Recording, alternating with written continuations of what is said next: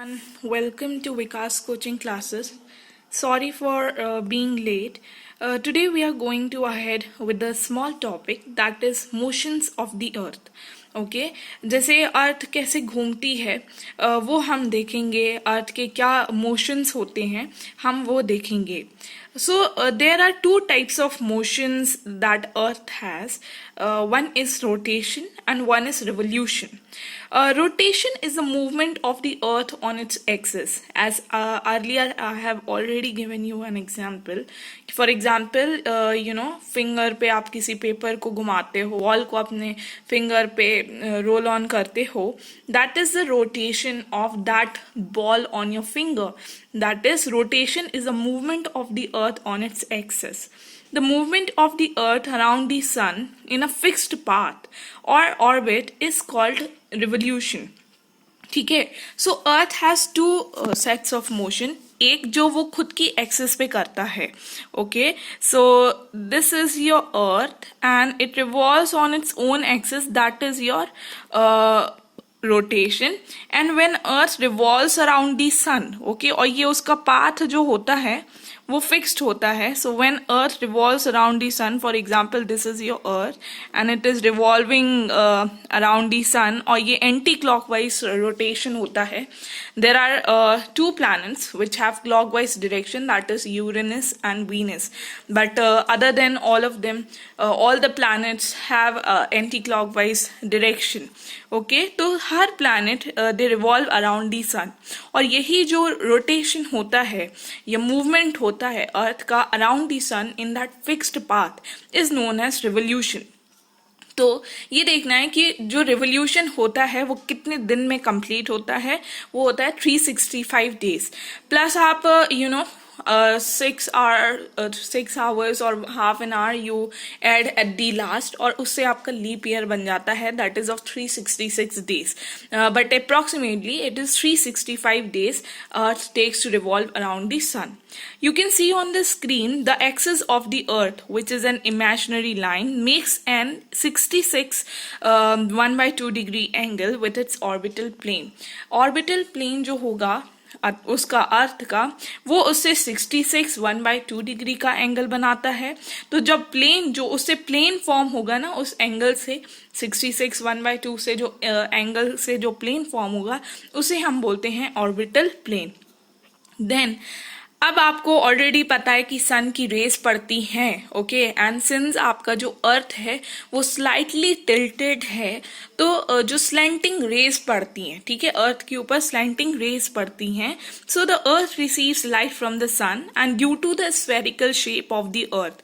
Actually earth का shape sphere नहीं है totally, it is a geoid shape. ठीक है, जियोइड शेप है, पूरा स्फेरिकल नहीं है. Bulges in the middle. Okay, only half of it gets light from the sun at a time.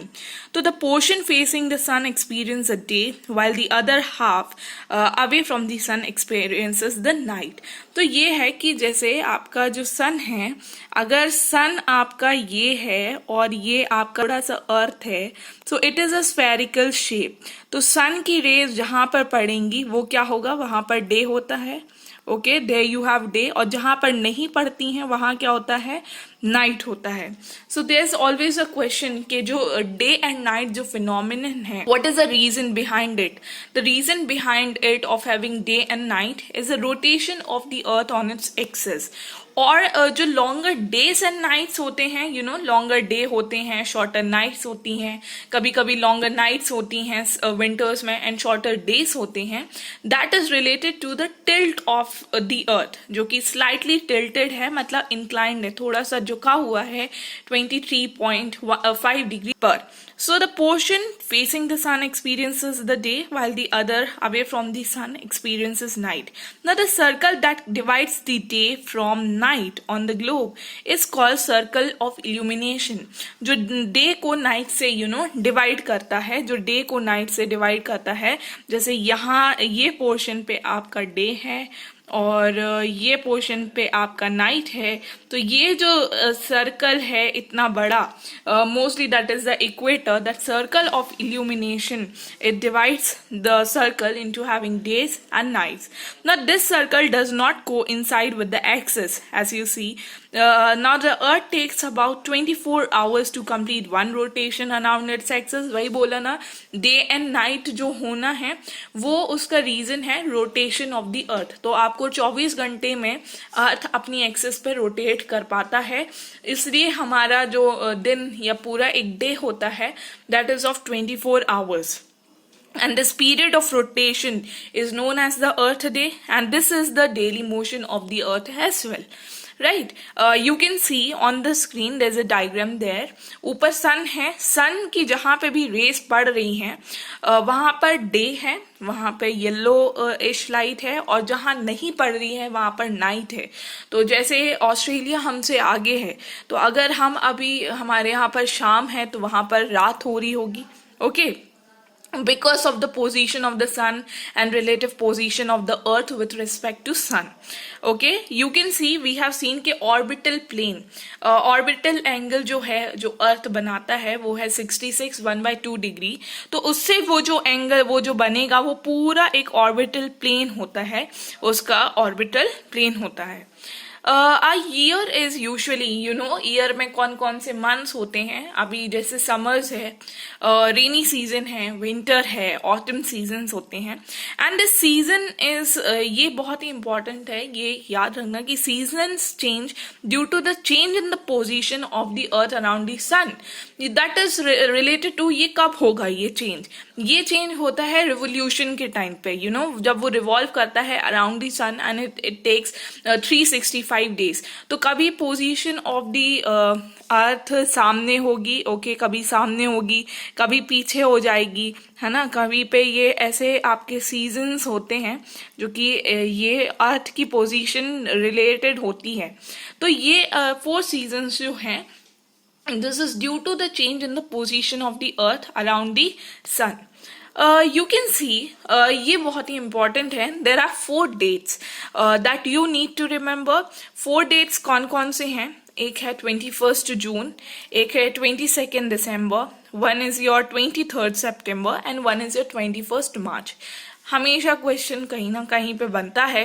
और 21st जून ये होता है, हम बोल रहे हैं क्या, what was the reason behind the season is a position of the earth with respect to sun, है ना। 21st जून नॉर्दर्न हेमिस्फीयर का, नॉर्दर्न हेमिस्फीयर में सबसे बड़ा दिन होता है, मतलब you have a longer day all together. जैसे अभी हमारे यहाँ पर सूर्य ग्रहण पड़ा हुआ था तो वो 21st जून को ही था, that's why you had the longer day, okay ना। नॉर्दर्न हेमिस्फीयर इस वक्त पे क्यों 21st जून ही सबसे बड़ा दिन है ना नॉर्दर्न हेमिस्फीयर में, सदर्न हेमिस्फीयर में क्यों नहीं है? इसलिए क्योंकि नॉर्दर्न हेमिस्फीयर उस तरफ सन की तरफ झुका हुआ है, इसलिए that has a 21st June. Okay ना, इसका रीजन ये है, the rays of the sun falls directly on the tropic of cancer and as a result these areas receive more heat. यहाँ पे क्या होता है, ये जैसे आपका अर्थ है, ओके, और ये थोड़ा सा टिल्टेड होता है।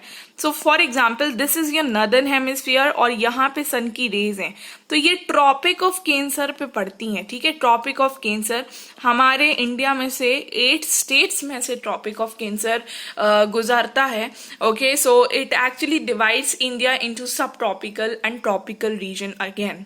सो the areas near the poles receive less heat as the rays of the sun are slanting.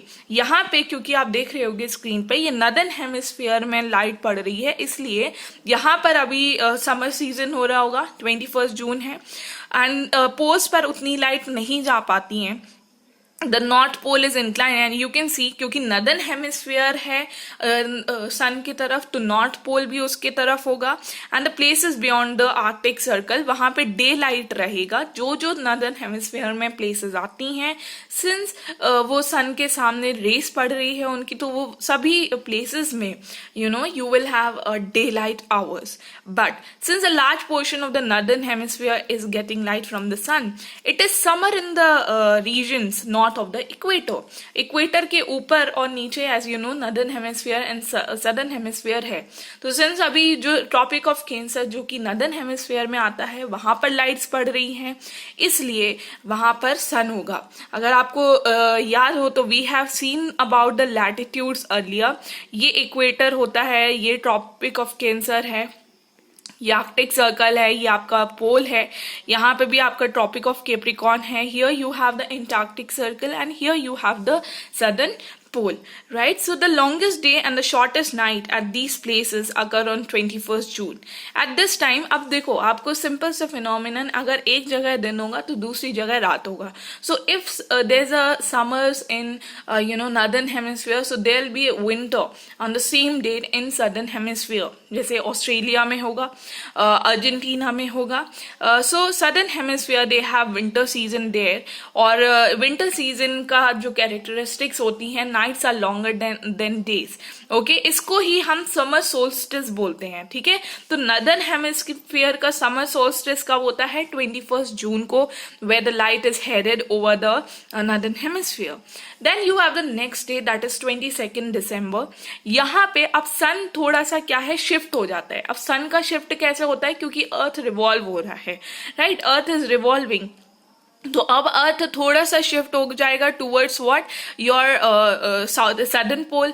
तो सदर्न पोल जब ट्रॉपिक ऑफ कैप्रिकॉर्न पे अब रेस पड़ेंगी, ठीक है, और तो फिर वहां पर समर्स आ जाएंगे. As you can see on the screen that on 22nd December the tropic of capricorn receives direct rays of the sun as a south pole tilts towards it as the southern hemisphere gets light, you know.